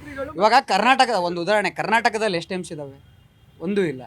ಇವಾಗ ವಿದ್ಯಾರ್ಥಿಗಳಿಗೆ ಒಳ್ಳೆ ಎಜುಕೇಷನ್ ಸಿಗ್ಬೇಕಂತಂದ್ರೆ ಆಗಲೇ ಅಣ್ಣವ್ರು ತುಂಬ ಚೆನ್ನಾಗಿ ಹೇಳಿದ್ರು, ಶಿಕ್ಷಣ ಪದ್ಧತಿನೇ ಹಾಳಾಗ್ಬಿಟ್ಟಿದೆ ಅಂತಂತೇಳಿ. ವಾಪಸ್ ನಾವು ಮತ್ತೆ ಮೆಕಾಲಿ ಅನ್ನೋ ಹಳೆ ಪದ್ಧತಿ, 100 ವಿಶ್ವವಿದ್ಯಾಲಯಗಳು ನಮ್ಮ ಭಾರತದಲ್ಲಿ ಯಾವ ಥರ ಇರಬೇಕು ಅಲ್ಲ, ವಾಪಸ್ ಇವಾಗ ನಾವು ನೀವು ನೋಡಿ ಯಾವ ಥರ ಇರಬೇಕು? ಇವಾಗ 100 ವರ್ಷಗಳ ಹಿಂದೆ ಯಾವ ರೀತಿ ಗುರುಕುಲ ಸಿಸ್ಟಮ್ ಇತ್ತು ಅದೇ ರೀತಿ ಹೋಗ್ತಿದೀವಿ, ಮತ್ತೆ ಆ ರೀತಿ ಪರಿವರ್ತನೆಗೊಳ್ತಿದೀವಿ. ನಾವು ಇವತ್ತು ಯಾವ ಯುಗದಲ್ಲಿ ಇದೀವಿ ನಾವು ಹೇಳಿ? ಅದೇ ಸರಿ, ಇವಾಗ ಯಾವ ಯುಗದಲ್ಲಿ ಇದೀವಿ ನಾವು ಇವತ್ತು ಕಾಂಪಿಟೇಷನ್ ಮಾಡ್ಬೇಕು. ನಾವು ಯುರೋಪ್ ಜೊತೆ ಕಾಂಪಿಟೇಷನ್ ಮಾಡಬೇಕು, ಪಕ್ಕದ ಚೈನಾ ಜೊತೆ ಕಾಂಪಿಟೇಷನ್ ಮಾಡಬೇಕು, ಆಯ್ತಾ? ನೀವು ಇವ್ರು ಹೇಳ್ತಾರೆ ಸರ್ 100 ವರ್ಷ ಹಿಂದಿನಿಂದ ಶಿಕ್ಷಣಕ್ಕೆ ಹೋಗ್ಬೇಕು ಅಂತ ಹೇಳಿದ್ರೆ ಏನ್ ಶಿಕ್ಷಣ ವ್ಯವಸ್ಥೆ ಅಂದ್ರೆ ಏನಂತ ತಿಳ್ಕೊಬಿಟ್ಟಿದ್ರೆ ಸ್ವಾಮಿ? ನಾವು ಯಾವತ್ತೇ ಇದ್ರು ಕೂಡ ಮೆರಿಟ್ ಸಿಸ್ಟಮ್ ಮೇಲೆ ಎಜುಕೇಶನ್ ಸಿಸ್ಟಮ್ ನಡಿಬೇಕು. ಇವರು ಯಾರು NSU ಅವರು ಆಗ್ಲೇ ಹೇಳ್ತಾ ಇದ್ದಾರೆ ಏನಂತ, ಅಲ್ಲ ಒಂದ್ ನಿಮಿಷ, ಏನಂತಾರೆ ಬಿಜೆಪಿ ಕಾಲದಲ್ಲಿ ಇಷ್ಟು ಲೀಕ್ ಆಯ್ತು ಕ್ವಶನ್ ಪೇಪರ್ಗಳು, ಕಾಂಗ್ರೆಸ್ ಕಾಲದಲ್ಲಿ ಇಷ್ಟ ಆಯ್ತು ಅಂತ. ಅಲ್ಲ, ನೀವು ಒಂದು ರಾಜಕೀಯ ಪಕ್ಷದ ಚೇಲಗಳ ತರ ವರ್ತಿಸೋದಕ್ಕೋಸ್ಕರ ನೀವುಗಳು ಇಷ್ಟ ಆಗಿದ್ದು ಅಷ್ಟಾಗಿದ್ದು ಕ್ವಶನ್ ಪೇಪರ್ ವಿದ್ಯಾರ್ಥಿಗಳ ಪರವಾಗಿ ಧ್ವನಿ ಎತ್ತಿ, ನೀವು ವಿದ್ಯಾರ್ಥಿಗಳ ಪರವಾಗಿ ಧ್ವನಿ ಎತ್ತಿ. ಏನಕ್ಕೆ ಯಾವ ಪಕ್ಷ ಆ ಪಕ್ಷ ಅಂತ ನೀವು ವಿದ್ಯಾರ್ಥಿ ಸಂಘಟನೆಯವರು ವಿದ್ಯಾರ್ಥಿಗಳ ಪರವಾಗಿ ಮಾತಾಡಿ. ನೀವು ನಮ್ಮ ಕಾಲದಲ್ಲಿ ಹಿಂಗಾಗಿತ್ತು, ನಿಮ್ ಕಾಲದಲ್ಲಿ ಹಿಂಗಾಯ್ತು ಅನ್ನೋದನ್ನೆಲ್ಲ ಮಾತಾಡ್ಬೇಡಿ ನೀವು, ಆಯ್ತಾ? ಆಮೇಲೆ ಸರಿ ಆಯ್ತು, ಮೆರಿಟ್ ಸಿಸ್ಟಮ್ ಬರೋಣ. ಅಲ್ಲ ಒಂದ್ ನಿಮಿಷ, ಒಂದ್ ನಿಮಿಷ, ಹೌದೌದು. ಅಲ್ಲ, ಕೋಚಿಂಗ್ ಮಾಫಿಯಾ, ಅಲ್ಲ ಕೋಚಿಂಗ್ ಮಾಫಿಯಾ ಬಗ್ಗೆ ಮಾತಾಡ್ತಿರಲ್ಲ. ಈ ಕರ್ನಾಟಕದಲ್ಲಿ ನೀಟ್ ಎಕ್ಸಾಮ್ಗೆ ಕೋಚಿಂಗ್ ಮಾಫಿಯಾ ಯಾರು ಮಾಡಿರೋದು? ನಿಮ್ಮದೇ ಶಾಸಕರಾದ ಪ್ರದೀಪ್ ಈಶ್ವರ್ ಅವ್ರದ್ದು. ಈಗ ನಿಮ್ಮ ಬಿಜೆಪಿ ಅವ್ರದ್ದು ಇದೆ ಕೋಚಿಂಗ್ ಇದೆಯಲ್ಲ, ಕೋಚಿಂಗ್ ಸೆಂಟರ್. ಅವರು ನಿಮ್ಮ ಸಿಂಪಥೈಸರ್ ಬಿಜೆಪಿಯಲ್ಲಿ ಇದ್ದಾರೆ. ನ್ಯಾಯ ಕೊಡಿಸ್ಬೇಕಂತ ಬರ್ತಿರೋ ಒಂದು ಹೊರತು ಯಾವುದೇ ರಾಜಕೀಯ ಪಕ್ಷಕ್ಕೆ ಸಂಬಂಧಪಟ್ಟಿಲ್ಲ. ನಮ್ಮ ಉದ್ದೇಶ ಸ್ಪಷ್ಟವಾಗಿದೆ. ನೀಟ್ ಪರೀಕ್ಷೆನ ಯಾರೇ ಲೀಕ್ ಮಾಡಿದಾರಲ್ಲ ಅವ್ರ ಗಲ್ಲು ಶಿಕ್ಷೆ ಹಾಕಿ ವಿದ್ಯಾರ್ಥಿಗಳ ಕಡೆ. Yes madam. ಸರ್ ಇವಾಗ ದಯವಿಟ್ಟು ಸ್ಟೂಡೆಂಟ್ಸ್ ಸ್ಟೂಡೆಂಟ್ಸ್ ಅಲ್ವಾ ನೀವು? ಸೈಲೆಂಟ್ ಇರ್ಬೇಕಲ್ವಾ? ಕ್ಯಾ? Yes madam. ಸರ್ ಅವರು ಸೆಂಟ್ರಲೈಸೇಷನ್ ಆಫ್ ಎಕ್ಸಾಮ್ಸ್ ಬೇಕು ಅಂದಾಗ ಸೆಂಟ್ರಲೈಸೇಷನ್ ಆಫ್ ಎಜುಕೇಶನ್ ಕೂಡ ಇರಬೇಕು. ICSE, CBSE, ಸ್ಟೇಟ್ ಬೋರ್ಡ್ ಅಂತ ಇರುತ್ತೆ. ಕನ್ನಡ ಮೀಡಿಯಂ ಸ್ಟೂಡೆಂಟ್ಸ್ ಇರ್ತಾರೆ, ಆಂಧ್ರದಲ್ಲಿ ತೆಲುಗು ಮೀಡಿಯಂ ಸ್ಟೂಡೆಂಟ್ಸ್ ಇರ್ತಾರೆ. ಎಲ್ಲರಿಗೂ ಒಂದೇ ಇಂಗ್ಲಿಷ್ ಮೀಡಿಯಂ ಎಕ್ಸಾಮ್ ಇಕ್ತಿದ್ದಾರೆ ಅಂದ್ರೆ ಅಂತ ನೀಟ್ ಎಕ್ಸಾಮು ಮೆರಿಟ್ ಅಂತ ಮಾತಾಡಿದ್ರು ಅವರು. ಮೆರಿಟ್ ಬಡವ್ರಿಗೆ ಸಿಗ್ತಾಯ್ತಾ? ಅಲ್ಲಿ ಕಾಸು ಕೊಟ್ಟು ನಾನು ಕೋಚಿಂಗ್ ಸೆಂಟ್ರಲ್ಲಿ ಲಕ್ಷ ಕಾರ್ ಸುಡಿಸ್ಬಿಟ್ಟು ನಾನು ಆ ಕೋಚಿಂಗ್ ತಗೊಂಡು ಮತ್ತೆ ಅಲ್ಲಿ ಎಕ್ಸಾಮ್ ಪಾಸ್ ಆದ್ರೆ ಮಾತ್ರ ನನ್ಗೆ ಅಲ್ಲಿ ಮೆರಿಟ್ ಸೀಟ್ ಸಿಕ್ಕೋದು. ಅಂದ್ರೆ ಕಾಸಿರೋಂಗ್ ಮೆರಿಟ್ ಸಿಗ್ತೈತೆ. ಅಲ್ಲಿ ಬಡವರು ಯಾರು ಕೋಚಿಂಗ್ ತಗೊಂತಾರೆ ಸರ್? ಇವಾಗ ಕೋಚಿಂಗ್ ಸೆಂಟರ್ಸ್ ಅಲ್ಲಿ ಎಷ್ಟೆಷ್ಟು ಫೀಸ್ ಇದಾವೆ. ಸೊ ನಾವು ಕೋಚಿಂಗ್ ಸೆಂಟರ್ ಅನ್ನೋದೇ ಒಂದು ಮಾಫಿಯಾ. ಲಕ್ಷಾಂತರ ರೂಪಾಯಿ ದುಡ್ಡು ವಸೂಲಿ ಮಾಡ್ತಾರೆ, ವರ್ಷಗಟ್ಟಲೆ ಅವರಿಗೆ ಹೇಳ್ಕೊಡ್ತಾರೆ. ಆ ಮಕ್ಕಳು ಪಾಪ ದಿನದಲ್ಲಿ 18 ಅವರ್ ಓದ್ತಾರೆ. ಈ ಥರ ನೀಟ್ ಅಂತಲ್ಲಿ ಚೀಟ್ ಆದರೆ ಮಕ್ಕಳ ಪರಿಸ್ಥಿತಿ ಏನಾಗಬೇಕು? ಆ ಸಾಲ ಮಾಡಿ ದುಡ್ಡು ತಂದಿರ್ತಕ್ಕಂಥ ಮಕ್ಕಳನ್ನ ಡಾಕ್ಟ್ರು ಮಾಡ್ಬೇಕಂತೇಳಿ ಕನ್ಸ್ಕೊಂಡಿರ್ತಕ್ಕಂಥ ಪೋಷಕರ ಕಥೆ ಏನಾಗಬೇಕು? ಹೌದು ಸರ್. ಫಸ್ಟ್ ನೀಟಿಗೆ ಮುಂಚೆ ಏನಿತ್ತು? KCET ಮುಖಾಂತರನೇ ತಾನೇ ಅವ್ರಿಗೆ ಅಡ್ಮಿಷನ್ಸ್ ಆಗ್ತಿತ್ತು. ಇವಾಗಲೂ ಹಾಗೆ ಮಾಡಲಿ. ನಮ್ಮ ಕರ್ನಾಟಕದಲ್ಲಿರೋ ಸ್ಟೂಡೆಂಟ್ಸ್ಗೆ ಕರ್ನಾಟಕದಲ್ಲಿರುವಂಥ ಕಾಲೇಜಸಲ್ಲಿ ಅಡ್ಮಿಷನ್ ಆಗ್ತಾರಲ್ವಾ? ಬೇರೆ ರಾಜ್ಯದಿಂದ ಬಂದು ಓದಬೇಕು ಅಂದರೂ ಕೂಡ ಅವರು ಕೂಡ ಬಂದು ಇಲ್ಲಿ ಕರ್ನಾಟಕದಲ್ಲಿ exam Bareilly. Centralisation of education ಯಾಕೆ ಸರ್ ಬೇಕು? ಬಡವ್ರಿಗೊಂದು ರೀತಿಯಾದ ಎಜುಕೇಷನ್ ಸಿಗ್ತೈತೆ, ಮತ್ತು ಶ್ರೀಮಂತರಿಗೊಂದು ರೀತಿಯಾದ ಎಜುಕೇಷನ್ ಸಿಗ್ತೈತೆ. ಅಂಥ ಸಿಸ್ಟಮಲ್ಲಿ ಎಲ್ಲಾನು ಕರಪ್ಷನ್ನೇ ಸರ್ ಆಗ್ತಿದೆ. ದುಡ್ಡಿರೋರ್ಗೆ ಮಾತ್ರನೇ ಎಲ್ಲ ಸಿಗ್ತೈತೆ ಅಲ್ಲಿ. ಮತ್ತು ಬಡವರು ಮತ್ತು ಲೋ ಕ್ಯಾಸ್ಟ್ ಪೀಪಲ್ ಈ ಥರ ಅವರೆಲ್ಲ ಎಲ್ಲಿ ಹೋಗಬೇಕು? ಇದನ್ನು ಕೂಡ ನಾವು ಮಾತಾಡಬೇಕಾಗುತ್ತೆ ಸರ್. ಒಬ್ಬರು ಸ್ಟೂಡೆಂಟ್ ಹೇಳ್ತಾರೆ ಇಲ್ಲಿ ಮಾಫಿಯಾ ಇದು, ಬಡವರಿಗೆ ಅವಕಾಶ ಇಲ್ಲ ಅಂತ ಒಂದು ಮಾತನ್ನು ಕೂಡ ಹೇಳ್ತಾರೆ.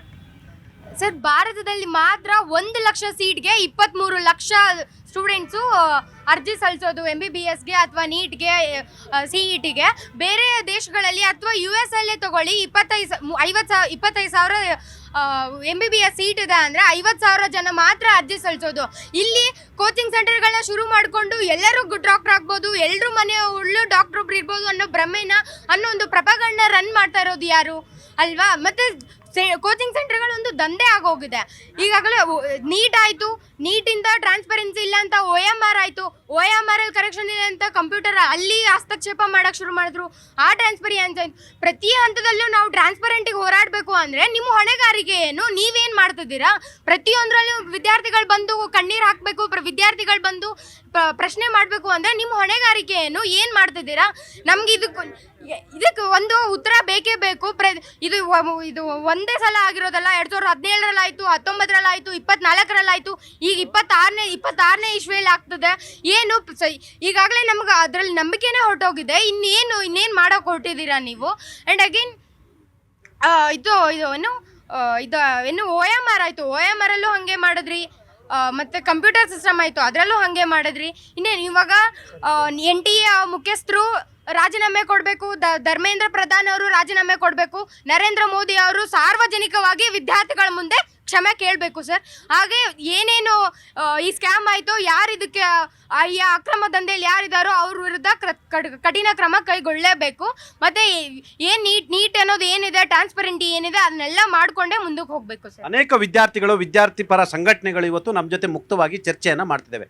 ನೀಟ್ನಿಂದ ಆಗಿರ್ತಕ್ಕಂಥ ಅನ್ಯಾಯ ಮತ್ತು ಅವರೆಲ್ಲರೂ ಕೂಡ ಸ್ಟೂಡೆಂಟ್ಸ್ ಆಗಿರೋ ಕಾರಣಕ್ಕಾಗಿ ಅವರ ಸಹವರ್ತಿ ಸ್ಟೂಡೆಂಟ್ಸ್ಗಳ ಬಗ್ಗೆ ಅನುಕಂಪವನ್ನು ತೋರಿಸಿದ್ದಾರೆ. ಅವರ ಪೋಷಕರ ನೋವುಗಳ ಬಗ್ಗೆ ಮಾತನಾಡ್ತಾರೆ. ಬಹುಶಃ ಇವರೆಲ್ಲರೂ ಮಾತಾಡ್ತಿರೋದು ನೋಡಿದ್ರೆ ಬಹುಶಃ 22,70,000 ವಿದ್ಯಾರ್ಥಿಗಳಿಗೆ ಬಹುಶಃ ನೀವೆಲ್ಲರೂ ಕೂಡ ನಾಯಕರವರಿಗೆ ಅವರಿಗೆ ಸಮಾಧಾನ ಹೇಳಲಿಕ್ಕೆ ಬಂದಿದ್ದೀರಾ.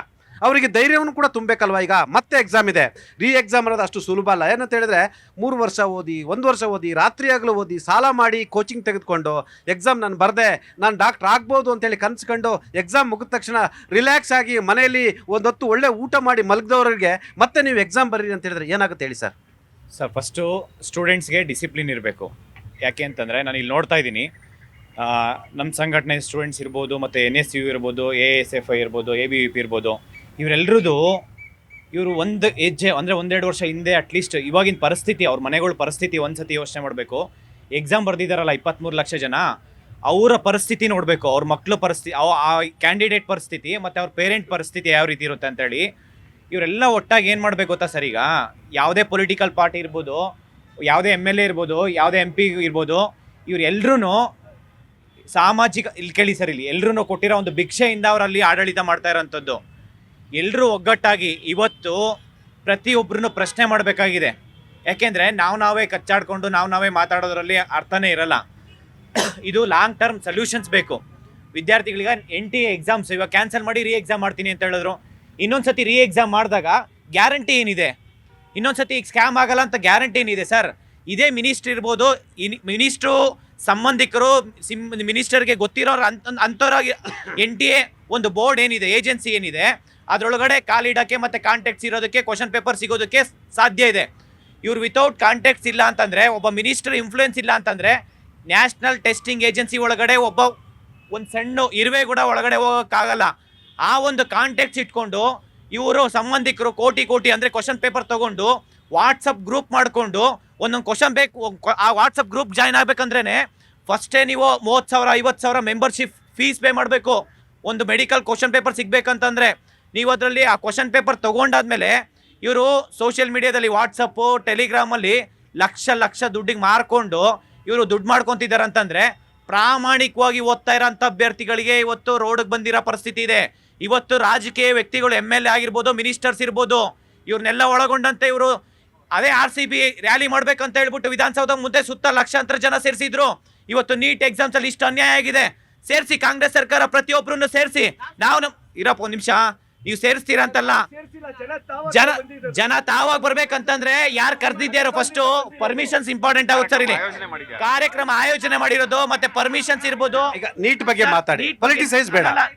ನೀಟ್ ಬಗ್ಗೆನೆ ಒಂದು ನೀವು ಒನ್ಲಿ ಕಾಂಗ್ರೆಸ್ ಅವ್ರದ್ದು ಮಾತ್ರ ಜವಾಬ್ದಾರಿ ಅಲ್ಲ, ಈ ದೇಶದ ಎಲ್ಲಾ ಪಕ್ಷಗಳ ಮಕ್ಕಳುಗಳು ಇದಾರೆ, ಎಕ್ಸಾಮ್ ಬರ್ದವ್ರು ಇದಾರೆ. ಅದು ಕಾಂಗ್ರೆಸ್ BJP ಅಂತ ಬರಲ್ಲ, ಇನ್ಕ್ಲೂಡಿಂಗ್ ನಾನು ಹೇಳ್ತೀನಿ. ಇವತ್ತು BJP ಆಗಿರ್ಬೋದು, ಇವತ್ತು BJP ವಿಧಾನಸೌಧ ಒಳಗಡೆ ಸಣ್ಣ ಪುಟ್ಟ ವಿಚಾರಕ್ಕೆ ನೀವು ಅಲ್ಲಿ ಗಾಂಧಿ ಸ್ಟ್ಯಾಚ್ಯೂ ಮುಂದೆ ಹೋರಾಟ ಮಾಡ್ತೀರಾ.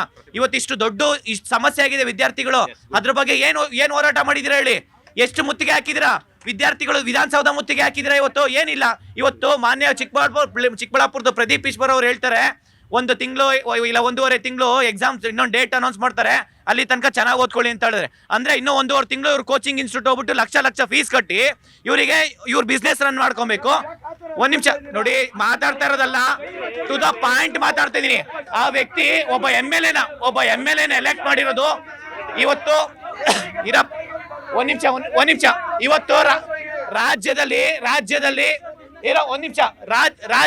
ಇವತ್ತು ನಮ್ಮ ರಾಜ್ಯ ಇಶ್ಯೂ ಡೈವರ್ಟ್ ಮಾಡಬೇಡಿ. ನಿಮ್ಗೇನ ಪರ್ಸನಲ್ ಏನೋ ಇದ್ರೆ ಹೊರಗಡೆ ಮಾತಾಡಿ, ನೀಟ್ ಸಂಬಂಧಪಟ್ಟಾಗ ಮಾತನಾಡಿ. ನಿಮ್ದೇನೋ ಪರ್ಸನಲ್ಸ್ ಇದೆ ಹೊರಗಡೆ ಇಟ್ಕೊಳ್ಳಿ.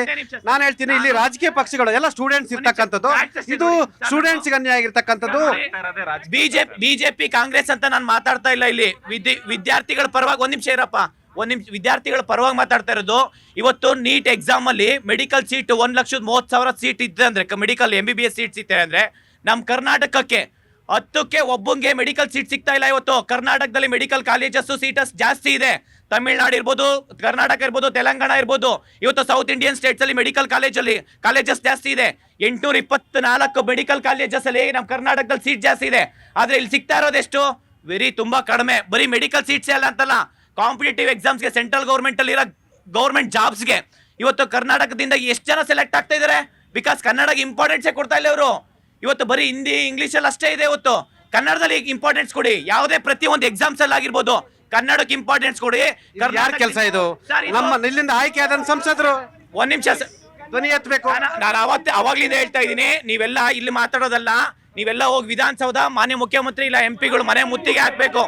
ಹೇಳ್ತೀನಿ ನೋಡಿ ಸರ್, ಸರ್ ಒಂದ್ ವಿಚಾರ ಹೇಳ್ತೀನಿ ಕೇಳಿ. ಇದು ಪ್ರತಿಯೊಬ್ಬರದ್ದು ಜವಾಬ್ದಾರಿ ಇದು. ನೋಡಿ ಸರ್, ಇದು NTA ಡ್ಯೂಟೀಸ್ ಅಂಡ್ ರೆಸ್ಪಾನ್ಸಿಬಿಲಿಟೀಸ್ ಇರುತ್ತೆ. ಸೆಂಟ್ರಲ್ ಗೌರ್ಮೆಂಟ್ ಏನ್ ಆಕ್ಷನ್ ತಗೊಂಡಿದ್ದಾರೆ ಇವತ್ತು? ಏನು ಆಕ್ಷನ್ ತಗೊಂಡಿಲ್ಲ. ಇವತ್ತು ಎಷ್ಟು ಜನ ರಿಸೈನ್ ಮಾಡಿದ್ದಾರೆ? ಇವತ್ತು ಒಂದು ಹುಡುಗ ಸೂಸೈಡ್ ಮಾಡ್ಕೊಂಡು ಸತ್ತಿದ್ದಾನೆ. ಅವನಿಗೆ ಜವಾಬ್ದಾರಿ ಯಾರು? ಅವ್ನ ತಂದೆ ತಾಯಿಗೆ. ಅವ್ರ ಜಾಗದಲ್ಲಿ ಇವತ್ತು ಇದು MP MLA ಮಕ್ಕಳು ಯಾರಾದ್ರೂ ಸತ್ತಿದ್ರೆ ಅವರೆಲ್ಲ ಸಾಯಲ್ಲ, ಸಾಯಿಸ್ತಾರೆ ಸರ್. ಅವರೆಲ್ಲ ಸಾಯಲ್ಲ ಪಾಪ, ಅವರೆಲ್ಲ ಸಾಯಿಸೋರು ಅವರೆಲ್ಲ. ಸರ್ ಇದು ನೋಡಿ ತುಂಬಾ ಸೀರಿಯಸ್ ಆಗ ಯಾವುದೇ ಒಂದು ನೋಡಿ, ಒಂದು ಪ್ರಾಬ್ಲಮ್ಸ್ ಅಂದ್ರೆ ದೇರ್ ಆರ್ 1000 ಸೊಲ್ಯೂಷನ್ಸ್ ಇರುತ್ತೆ. ಒಂದು ಪ್ರಾಬ್ಲಮ್ ಅಂದ್ರೆ 1000 ಸೊಲ್ಯೂಷನ್ಸ್. ಆ ಸೊಲ್ಯೂಷನ್ಸ್ ನ ತಗೊಂಬರ್ಬೇಕು, ಇಂಪ್ಲಿಮೆಂಟೇಷನ್ ತಗೊಂಬರ್ಬೇಕು. ವಿದ್ಯಾರ್ಥಿಗಳು ಇವತ್ತು ಯಾವುದೇ ರಾಜಕೀಯ ಪಕ್ಷದವ್ರು ಹೋಗಿ ಇವತ್ತು ಕ್ವಶನ್ ಪೇಪರ್ ಲೀಕ್ ಆಗಿದೆ ಅಂತ ಹೇಳಿಲ್ಲ. ವಿದ್ಯಾರ್ಥಿಗಳೇ ಹೋಗ್ಬಿಟ್ಟು ಕಮಿಷನರ್ಗೆ ಲೆಟರ್ ಕೊಟ್ಟಿರೋದು ರಾಜಸ್ಥಾನದಲ್ಲಿ. ಇವತ್ತು ವಿದ್ಯಾರ್ಥಿಗಳು ಮಾಡಿರೋಂಥ ಕೆಲಸ ಯಾವುದು CBI ಮಾಡಿಲ್ಲ, ಯಾವುದು ಪೊಲೀಸ್ ಫೋರ್ಸ್ ಮಾಡಿಲ್ಲ, ಇವತ್ತು ಯಾರು ಕಮಿಷನರ್ ಮಾಡಿಲ್ಲ. ಇವತ್ತು ವಿದ್ಯಾರ್ಥಿಗಳು ಕ್ವಶನ್ಸ್ ಇರೋದಂತ ಮಾಡೆಲ್ ಕ್ವಶನ್ಸ್ ಅಂತ ಅಂದ್ಬಿಟ್ಟು ಕ್ವಶನ್ ಪೇಪರ್ ಲೀಕ್ ಮಾಡಿದ್ದಾರೆ. ಆ ಕ್ವಶನ್ಸ್ ತಗೊಂಡೋಗಿ ಇವರು ಕಮಿಷನರ್ ಕೊಟ್ಟಾಗ ಅದನ್ನ ತನಿಖೆ ಮಾಡಿದ್ದಾದ್ಮೇಲೆ ಪ್ರೂವ್ ಆಗಿರೋಂಥದ್ದು.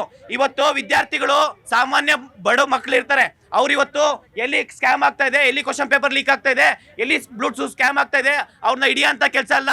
ಅವರ ಪೇರೆಂಟ್ಸ್ ಜವಾಬ್ದಾರಿ ಅಂದ್ರೆ ಒಂದು ವಿದ್ಯಾರ್ಥಿ ಜವಾಬ್ದಾರಿ, ಒಂದು ಅವ್ರ ತಂದೆ ತಾಯಿಗೆ ಒಂದು ಕನ್ಸು ಏನ್ ಇಟ್ಕೊಂಡಿರ್ತಾರೆ ಆ ಕನ್ಸನ್ನ ಫುಲ್ಫಿಲ್ ಮಾಡ್ಬೇಕಂತ ಒಂದು ಜವಾಬ್ದಾರಿ ಇರುತ್ತೆ. ಪರಿಹಾರ ಏನು ಇದಕ್ಕೆ? NTA ಒಂದು ಟ್ವೀಟ್ ಮಾಡಿದ್ರಲ್ವಾ, this is not your class test ಅಂತ ಹೇಳಿ 10 ಹೆಜ್ಜೆ ಇದೀವಿ, ಕ್ಲಾಸ್ ಟೆಸ್ಟ್ ಅಲ್ಲ ಅಂತ. ನಾನು ಇಷ್ಟು ವರ್ಷ ಓದಿದ ಸ್ಕೂಲಲ್ಲಿ ಒಂದ್ಸತಿನೂ ಟೆಸ್ಟ್ ಲೀಕ್ ಆಗಿಲ್ಲ. ನ್ಯಾಷನಲ್ ಲೆವೆಲ್ ಇದು ಏನ್ ಸೆಕ್ಯೂರಿಟಿ?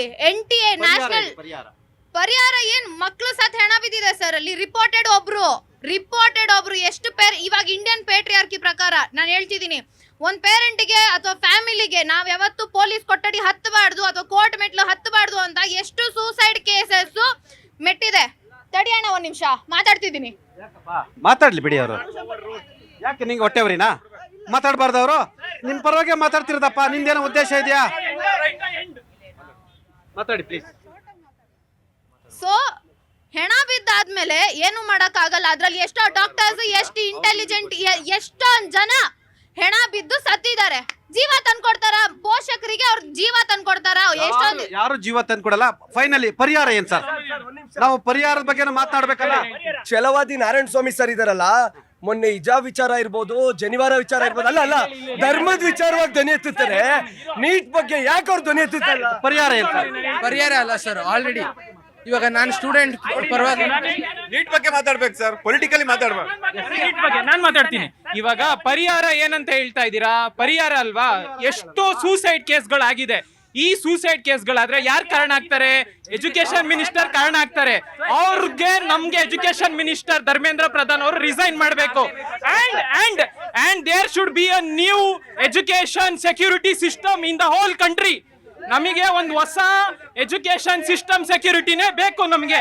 ಪ್ರತಿ ಹೈ ಲೆವೆಲ್ ಪರಿಹಾರ ಅಲ್ಲ ಸರ್, ಆಲ್ರೆಡಿ ಎಲ್ಲ ಹುಡುಗರು ಸ್ಟೂಡೆಂಟ್ಸ್ಗೆ ಮನ್ಸು ಮುರಿದೋಗಿದೆ. ಆಲ್ರೆಡಿ ಯಾರಿಗೂ ನಂಬಿಕೆನೇ ಇಲ್ಲ ಇವಾಗ ನೀಟ್ ಮೇಲೆ. ಆಲ್ರೆಡಿ ಎಷ್ಟೊಂದು ಜನ ಬಿಟ್ಬಿಟ್ಟಿದ್ದಾರೆ, ಬರೆಯೋದು ಇಲ್ಲ ಅಂತಿದ್ದಾರೆ ಎಕ್ಸಾಮ್ನ. ಪರಿಹಾರ ಏನಂದ್ರೆ CBT ಫಾರ್ಮ್ಯಾಟ್ ನ ಮಾಡಿ ನೀಟ್ನ. ಅದು ಧರ್ಮೇಂದ್ರ ಕುಮಾರ್ ರಿಸೈನ್ ಕೊಡ್ಲೇ. ಧರ್ಮೇಂದ್ರ ಕುಮಾರ್ ಅಲ್ಲಪ್ಪ ಸರ್, ಇವತ್ತು ಮಗು ಹಾಕೊಳ್ಳೋ ಡೈಪರ್ ಲೀಕ್ ಆಗ್ತಿಲ್ಲ, ಬಟ್ ಇವ್ರು ಪೇಪರ್ ಲೀಕ್ ಮಾಡ್ತಾರೆ ಅಂದ್ರೆ ಕೇಂದ್ರ ಸರ್ಕಾರಕ್ಕೆ ಎಕ್ಸಾಮ್ ನಡೆಸೋ ಯೋಗ್ಯತೆ ಇಲ್ಲ ಅಂದ್ರೆ ಕರ್ನಾಟಕಕ್ಕೆ KCET ಮೂಲಕ ಏನ್ ಎಕ್ಸಾಮ್ ಮಾಡಿಸ್ತಾ ಇದ್ರೆ ಸ್ಟೇಟ್ಗಳು ಆರ್ಟಿಕಲ್ 12 ಅಂಡರ್ ಅದನ್ನ ಬಿಟ್ಕೊಟ್ಬಿಡ್ಬೇಕು. ಪರಿಹಾರ ಏನಪ್ಪ ಸರ್? CET ಮುಖಾಂತರ ಎಕ್ಸಾಮ್ ನ ನಡೆಸಿದ್ರೆ ಅದೇ ದೊಡ್ಡ ಪರಿಹಾರ ಏನು? ಒಂದು ನೀಟ್ ನ ಟ್ರಾನ್ಸ್ಪರೆಂಟ್ ಆಗಿ ನಡೆಸಬೇಕು. ಇಲ್ಲ SSLC ಆಧಾರದ ಮೇಲೆ ಮಾಡ್ತೀರಾ ಅದನ್ನ ಮಾಡಿ. ಇಲ್ಲ SSLC first PU second PU ಆಧಾರದ ಮೇಲೆ ಸಮಗ್ರ ಆಧಾರದ ಜೊತೆ ಸಮಗ್ರ ಸಂದೇಶನ ಜೊತೆ ಯಾರು ಸಮರ್ಥರೋ ಹಂತವಾಗಿ ಅಲ್ಲಿ ಫಿಲ್ಟ್ರೇಷನ್ ಮಾಡಿ ಯಾರು ಅರ್ಹರು ಯಾರು ಸಮರ್ಥರೋ ಅವರನ್ನ MBBS ಕಳಿಸಿ. ಇದು ನೆಕ್ಸ್ಟ್ ಅವರು ಡಾಕ್ಟರ್ ಆಗೋರಂತವ್ರು, ಅವರು ಸಮಾಜಕ್ಕೆ ಬೇಕಾದವರು, ಎಲ್ಲೆಲ್ಲಿ ಫಿಲ್ಟ್ರೇಷನ್ ಬೇಕು ಅಲ್ಲಲ್ಲಿ ಫಿಲ್ಟ್ರೇಷನ್ ಮಾಡಿ ಯಾರ್ಯಾರಿಗೆ ಕೊಡ್ಬೇಕು ಅವ್ರಿಗೆ ಒಂದು SSLC ಆಧಾರದ ಮೇಲೆ, ಇಲ್ಲ PU ಆಧಾರ. ಎಸ್ ಮೇಡಮ್, ಫೈನಲಿ ಪರಿಹಾರ ಏನು ಇದಕ್ಕೆ? ಅವ್ರ ರಾಜೀನಾಮೆ ಆಯ್ತು, ಲೀಕ್ ಆಯ್ತು, ಈಗ ಮುಂದೆ ಪರಿಹಾರ ಏನು? ಮತ್ತೆ ಪೇಪರ್ ಲೀಕ್ ಆದ್ರೆ ಮತ್ತೆ ನಾವು ಮಕ್ಕಳ ಭವಿಷ್ಯದ ಮೇಲೆ ಚೆಲ್ಲಾಟ ಆಡಿದ್ರೆ ಸರ್ಕಾರಗಳಿಗೂ ಹೊಣೆಗಾರರಾಗ್ತಾರ? ಇಲ್ಲ. ಅಲ್ಟಿಮೇಟ್ NTA ಅಂತಾರೆ, ನೀಟ್ ಅಂತಾರೆ, ಯಾವುದೋ CBI ತನಿಖೆ ಆಗುತ್ತೆ, ಯಾರನ್ನೋ ಅರೆಸ್ಟ್ ಮಾಡ್ತಾರೆ, ಮತ್ತೊಂದಾಗುತ್ತೆ. ಆದರೆ ಫೈನಲಿ ಇದಕ್ಕೆ ಸೊಲ್ಯೂಷನ್ ಏನು? ಸರ್, ಫಸ್ಟು NTA ಅವರು ನಮ್ಮ ಗೌರ್ಮೆಂಟಿಂದ ಎಕ್ಸಾಮ್ ನಡೆಸಬೇಕು. ಅದೊಂದು ಏನೋ ಒಂದು ಏಜೆನ್ಸಿಯಿಂದ ಎಕ್ಸಾಮ್ ನಡೆಸಬಾರ್ದು. ಆ್ಯಂಡ್ ಈ ಕೋಚಿಂಗ್ ಮಾಫಿಯಾಗಳು ಏನಿದಾವೆ ಸರ್, ಅದೆಲ್ಲ ಮುಚ್ಚಾಕ್ಲಿ. ಯಾಕೆ ನಾವು ಕಾಲೇಜ್ಗೆ ಹೋಗ್ಬೇಕು? ಎಲ್ಲರೂ ಒಂದು ನಿಮಿಷ ಕೇಳಿಸ್ಕೊಳ್ಳಿ. ಸ್ಟೂಡೆಂಟ್ಸ್ ಆದ್ರೆ ನೀವೆಲ್ಲ ಕೇಳಿಸ್ಕೊಳ್ಳಿ. ನೀವೆಲ್ಲ ಸ್ಟೂಡೆಂಟ್ಸ್ ಅಲ್ವಾ? ನೀವು ಸ್ಟೂಡೆಂಟ್ಸ್ ಅಲ್ವಾ? ನೀವು ವಿಧೇಯ ವಿದ್ಯಾರ್ಥಿಗಳಲ್ವಾ? ಹಂಗಾರೆ ಕೇಳಿಸ್ಕೊಳ್ಳಿ ಪ್ಲೀಸ್. NTA ಅವರು ಪ್ರೈವೇಟ್ ಆಗಿ ಏನ್ ನಡೆಸ್ತಿದ್ದಾರೆ ಅದು ಗೌರ್ಮೆಂಟ್ ಕೊಡ್ಬೇಕು. ಮತ್ತೆ ಏನ್ ಕೋಚಿಂಗ್ ಮಾಫಿಯಾಗಳಿದಾವೆ ಅದನ್ನ ಕಾಲೇಜಸ್ಗೆ ಬಿಡಬೇಕು, ಇಲ್ಲ ಗೌರ್ಮೆಂಟ್ ಕೋಚಿಂಗ್ ಸೆಂಟರ್ಸ್ನ ನಡೆಸಬೇಕು ಸರ್. ಅವರು ಸಪ್ರೇಟ್ ಆಗಿ ಏನ್ ನಡೆಸಬಾರ್ದು. ಕ್ವಾಲಿಟಿ ಆಫ್ ಎಜುಕೇಶನ್ ಇಂಪ್ರೂವ್ ಮಾಡಲಿ. ಕೋಚಿಂಗ್ ಅವಶ್ಯಕತೆ ಇಲ್ಲ ನಮಗೆ. ನಾವು ಯಾಕೆ ಕೋಚಿಂಗ್ ಸೆಂಟರ್ಸ್ಗೆ ಹೋಗ್ತೀವಿ? ಅದನ್ನ ಮಾಡಬೇಕು. ಕರೆಕ್ಟ್ ರೀತಿಯಲ್ಲಿ ಅವರು ಎಕ್ಸಾಮ್ಸ್ ನಡೆಸಬೇಕು ಸರ್. ಎಕ್ಸಾಮ್ಗೆ ಹೋಗುವಂತ ಸ್ಟೂಡೆಂಟಿನ ಬ್ರಾಸ್ಟ್ ಅಪ್ ಕೂಡ ಚೆಕ್ ಮಾಡೋ ಅಂತ ಒಂದು NTA ಎಕ್ಸಾಮಿನೇಷನ್ ಸೆಂಟರು ಅವ್ರ ಪೇಪರ್ ಲೀಕ್ ನ ಚೆಕ್ ಮಾಡಕ್ ಆಗಿಲ್ವಾ? ಇದು ಎಂತ ಫೇಲಿಯರ್ ಅಂದ್ರೆ ಅಂತ ಫೇಲಿಯರ್ ಸರ್. ಸೆಂಟ್ರಲ್ ಗವರ್ಮೆಂಟ್ ಫೇಲಿಯರೇ ಸರ್ ಇದು. ಮೇಡಮ್, ಫೈನಲಿ ಪರಿಹಾರ ಏನು? ಸರ್, ಎಚ್ಚರಿಕೆ ಗಂಟೆ ಬಾರಿಸಿದೆ ಸರ್. ಆ ಎಚ್ಚರಿಕೆ ಗಂಟೆಗೆ ನಾವು ಹೋಗೊಟ್ಟು NTA ರದ್ದುಗೊಳಿಸಬೇಕು. ಅಷ್ಟೇ ಅಲ್ಲ, ನೀಟ್ ನ ರದ್ದುಗೊಳಿಸಬೇಕು. ಸ್ಟೇಟ್ ವೈಸ್ ಎಕ್ಸಾಮಿನೇಷನ್ಸ್ ನಡೆಸಬೇಕು ಸರ್. ಫೈನಲಿ ಸರ್, ಅಲ್ಲಿ ಸ್ಟೇಟ್ ಮತ್ತು ಸೆಂಟ್ರಲ್ ಗೌರ್ಮೆಂಟ್ ಸದ್ಯಕ್ಕೆ ಈ ಇಮಿಡಿಯೇಟ್ ಸೊಲ್ಯೂಷನ್ಗೆ ಸ್ಟೇಟ್ ಗೌರ್ಮೆಂಟ್ ಸೆಂಟ್ರಲ್ ಗೌರ್ಮೆಂಟ್ ಕೂತ್ಕೊಂಡು ಚರ್ಚೆ ಮಾಡಿ ಒಂದು ಕಾಮನ್ ಇದಕ್ಕೆ ಬರಬೇಕು. ಸರ್ ಕೊನೆಯದಾಗಿ ಪರಿಹಾರ ಹೇಳಿ, ಚರ್ಚೆ ಮಾಡೋಣ. ಈಗ ವಿದ್ಯಾರ್ಥಿಗಳಿಗೆ ಅನ್ಯಾಯ ಆಗಿದೆ. 22 ಲಕ್ಷ ಜನ ವಿದ್ಯಾರ್ಥಿಗಳಾಗಿದೆ. 2024ರಲ್ಲಿ ಕೂಡ ಇದೇ ರೀತಿಯಾಗಿ ಗ್ರೇಸ್ ಮಾರ್ಕ್ಸ್ ಅನ್ನ ಕೊಟ್ಟು ಅದೇ ಅನ್ಯಾಯ ಆಯ್ತು. ಪರಿಹಾರ ಬಗ್ಗೆ ಮಾತಾಡಿ ಸ್ವಾಮಿ. ನಮಗೆ ಈಗ ಏನ್ ಬೇಕಾಗಿರೋದಂದ್ರೆ ಕಂಪ್ಯೂಟರ್ ಬೇಸ್ಡ್ ಎಕ್ಸಾಮ್ ಬೇಕು, CBT ಬೇಸ್ಡ್ ಎಕ್ಸಾಮ್ ಬೇಕು. ಈಗ ಗ್ರಾಮೀಣ ಭಾಗದ ಬಗ್ಗೆ ಯೋಚನೆ ಮಾಡಿ. ಈ ದೇಶ ಎಷ್ಟು ಪರ್ಸೆಂಟೇಜ್ ಗ್ರಾಮೀಣ ಭಾರತ ಅನ್ನೋದು ತಮಗೆ ಗೊತ್ತಿರಲಿ. ಎಸ್ ಧನುಷ್ ಸರ್, ಇವಾಗ ಎಲ್ಲರೂ ಮುಗೀತಿದ್ದು, ಒಬ್ರ ಮೇಲೆ ಒಬ್ರು ಪ್ರತ್ಯಾರೋಪ ಎಲ್ಲ ಮಾಡಾಯ್ತು. ಇವಾಗ ಸೊಲ್ಯೂಷನ್ ಬೇಕಿರೋದು ಇದಕ್ಕೆ. ಯಾಕಂದ್ರೆ ಈಗ ಆಗಿರೋದನ್ನೇ ಡ್ರ್ಯಾಗ್ ಮಾಡೋಕ್ಕಾಗಲ್ಲ. 2024ರಲ್ಲಿ ಇದು ಏನು ನೀಟ್ ಲೀಕ್ ಆಯ್ತು, ಅದೆಲ್ಲ ಆದ್ಮೇಲೆ ಗವರ್ನಮೆಂಟ್ ರಾಧಾಕೃಷ್ಣನ್ ಕಮಿಟಿ ರಿಪೋರ್ಟ್ ಮಾಡಿ ಅದಕ್ಕೆ ಬೇಕಾಗಿರೋಂತ ಸ್ವಲ್ಪ ಸಲಹೆಯನ್ನ ಕೊಟ್ಟಿದ್ರು. ಆದ್ರೆ NTA ಅವನ್ನ ಅನುಷ್ಠಾನಕ್ಕೆ ತರಲಿಲ್ಲ. ಅದ್ರ ಸಲುವಾಗಿ 2027ಕ್ಕೆ ನೀಟ್ ಎಕ್ಸಾಮ್ ಬರ್ಸ್ತಿರಲ್ಲ, ಆ ಏನೇನು ಅನುಷ್ಠಾನಕ್ಕಿದಾವಲ್ಲ ಅದನ್ನೇನಾದ್ರೂ ನೀವು ಅನುಷ್ಠಾನಕ್ಕೆ ತರಲಿಲ್ಲ ಅಂದ್ರೆ ಅಖಿಲ ಭಾರತ ವಿದ್ಯಾರ್ಥಿ ಪರಿಷತ್ ಅಂತ ನೀಟ್ ಎಕ್ಸಾಮ್ ಅನ್ನ ಬಹಿಷ್ಕಾರ ಹಾಕ್ತೀವಿ. ರಾಧಾಕೃಷ್ಣನ್ ಕಮಿಟಿ ರಿಪೋರ್ಟ್ನ ಜಾರಿ ಮಾಡಬೇಕು ಕೂಡಲೇ ಕೇಂದ್ರ ಸರ್ಕಾರ. ಮತ್ತು ಅದಾದ್ಮೇಲೆ 2024ರಲ್ಲಿ public exam act 2024 prevention of unfair means ಅನ್ನೋ ಒಂದು ಆಕ್ಟ್ ಪಾಸ್ ಆಗಿತ್ತು. ಆಕ್ಟ್ ಸ್ಟ್ರಿಕ್ಟ್ ಆಗಿ ಇಂಪ್ಲಿಮೆಂಟೇಷನ್ ಆಗಬೇಕು ಅಂತ ನಮ್ಮ ಆಗ್ರಹ. ಸರ್, ಇವಾಗ ಕ್ವಶನ್ ಪೇಪರ್ ಲೀಕ್ ಆಗಿದೆ, CBI ತನಿಖೆ ಮಾಡ್ತಿದೆ, ತಪ್ಪಿತಸ್ಥರಿಗೆ ಶಿಕ್ಷೆ ಹಾಗೆ ಆಗುತ್ತೆ. ಅದೇ ಇರಿ ಸರ್, ಇವಾಗ ಟೆಕ್ನಾಲಜಿ ತುಂಬಾ ಅಪ್ಡೇಟ್ ಆಗಿದೆ. ಟೆಕ್ನಾಲಜಿ ಇವಾಗ ನೀವು ಉದಾಹರಣೆ ನೋಡ್ಬೋದು, KSLU ಲಾ ಯೂನಿವರ್ಸಿಟಿ ಅದಲ್ಲ, ಕ್ವಶನ್ ಪೇಪರ್ ಕೇಳಿಸ್ಕೊಳ್ಳಿ ಬ್ರದರ್, ಪರಿಹಾರ ಇರ್ತೀನಿ, ಕೇಳಿಸ್ಕೊಳ್ಳಿ.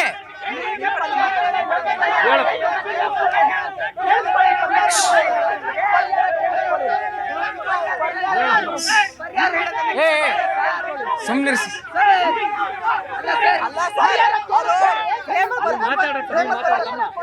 ಸರ್. ಇವಾಗ ಬ್ರದರ್ ಕರ್ನಾಟಕ ಕೇಳಿಸ್ಕೊಳ್ಳಿ. ಕರ್ನಾಟಕ ಕಾನೂನು ವಿಶ್ವವಿದ್ಯಾಲಯ ಕ್ವಶನ್ ಪೇಪರ್ ಯಾವ ರೀತಿ ಸರ್ಕ್ಯುಲೇಟ್ ಮಾಡುತ್ತಂದ್ರೆ, ಎಕ್ಸಾಮು ಇರುತ್ತಂದ್ರೆ 30 ಮಿನಿಟ್ಸ್ ಬಿಫೋರ್ ಮಾಡುತ್ತೆ. ಕ್ವಶನ್ ಪೇಪರ್ ಅಲ್ಲೇ ವಾಟರ್ ಮಾರ್ಕ್ ಬಂದ್ಬಿಡುತ್ತೆ ಸರ್. ಎಕ್ಸಾಮಿನೇಷನ್ ಸೆಂಟರ್ ಎಷ್ಟು ಗಂಟೆಗೆ ಕ್ವಶನ್ ಪೇಪರ್ ಇದಾಗಿದೆ, ಬಂದಿದೆ, ಉಪಯೋಗ ಮಾಡ್ಕೊಳ್ಳಿ. ಸಿಗ್ನಲ್ಗಳು ಬ್ಲಾಕೇಜ್ ಮಾಡೋದಿರುತ್ತೆ, ಅದನ್ನ ತಗೊಳ್ಳಿ. ಆಮೇಲೆ ಇವಾಗ NTA ನಾಟದವರು ಇದನ್ನ ಹೊಣೆಗಾರಿಕೆ ಹೊರಬೇಕಾಗತ್ತೆ. ಎಕ್ಸಾಮ್ನಲ್ಲಿ ಏನೋ ಪಾರದರ್ಶಕತೆ ಇರಲಿ, ಟ್ರಾನ್ಸ್ಪರೆನ್ಸಿ ಇರಲಿ. ಇವಾಗ ಎಲ್ಲರೂ ಹೇಳ್ದಂಗೆ ಶಿಕ್ಷಣ ಸಚಿವರು ತನಿಖೆ ಮುಗಿಯೋ ತನಕ ರಾಜೀನಾಮೆ ಕೊಡ್ಲಿ. ಅದಾದ್ಮೇಲೆ ಅದೇನಪ್ಪ ನಾವು ಅದ್ನೇ ಹೇಳ್ತಿದೀವಿ ನಾವು ಅದ್ನೇ ಹೇಳ್ತಿದೀವಿ. ಶಿಕ್ಷಣ ಸಚಿವರು ರಾಜೀನಾಮೆ ಕೊಡಬೇಕು, ಅವ್ರ ನೈತಿಕವನ್ನು ಇಡಬೇಕು.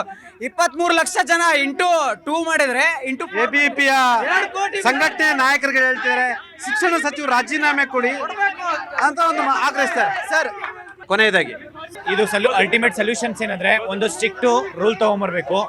ಅಂದ್ರೆ ಲೈಫ್ ಇಂಪ್ರೂವ್ಮೆಂಟ್ ಇರಬೇಕು ಯಾವುದೇ ಸ್ಕ್ಯಾಮ್ ಮಾಡಿದ ವ್ಯಕ್ತಿಗಳಿಗೆ.